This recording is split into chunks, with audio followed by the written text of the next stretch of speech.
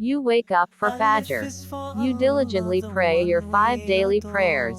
You fulfill your duty. But deep down, do you feel a disconnect? A feeling that your Salah is just a ritual, a habit, without a soul?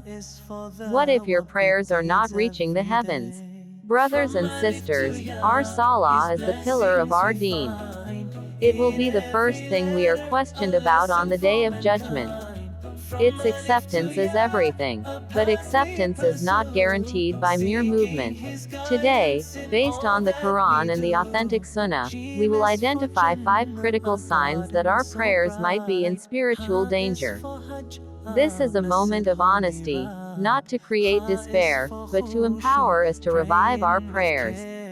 Let us reflect sincerely on these 5 signs. The first sign is praying with extreme haste and a complete lack of presence of heart, what we call Khushu. The Quran describes such people as being in a state of woe.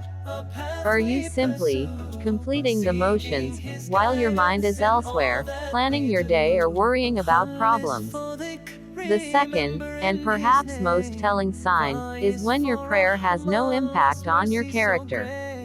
If you can pray Fajr and then immediately lie, cheat, backbite, or engage in haram without any inner struggle or remorse, this is a major warning. A accepted prayer is a spiritual shield. It should make wrongdoing feel alien to your heart. The third sign is when Salah feels like a heavy chain, a burden you can't wait to get rid of. The Prophet Muhammad, peace be upon him, said, "The coolness of my eyes is in prayer." For the believer, prayer is a refuge, a comfort. If it feels like the heaviest task of your day, instead of a source of peace, it's a sign to re-evaluate our relationship with it. The fourth sign is consistently delaying the prayer from its preferred time out of laziness or being engrossed in worldly affairs. This shows where our priorities truly lie. The companions of the Prophet, peace be upon him, considered the prayer time itself as the most urgent appointment. Habitual delay diminishes the reward and reflects a weak love for this act of worship. The fifth sign is in the physical execution itself. The Prophet, peace be upon him, warned against the prayer of the pecking crow, rushing through the positions without any tranquility.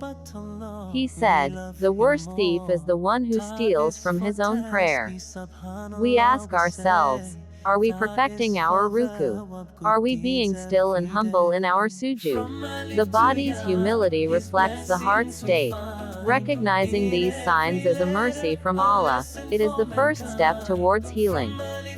Do not despair. The door of repentance is wide open. Start small. Firstly, seek knowledge. Learn the meanings of the surahs you recite. Secondly, perfect your wudu. It washes away distractions. Thirdly, make a firm intention to pray on time.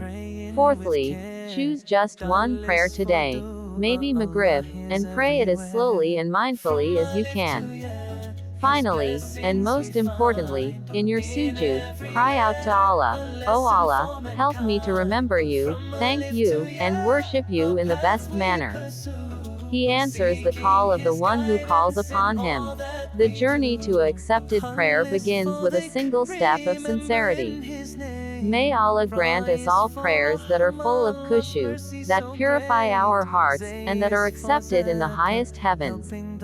Ameen. If this reminder benefited you, please share it with your family and friends. It might be the reminder someone desperately needs. Don't forget to like this video and subscribe to the channel for more authentic Islamic reminders.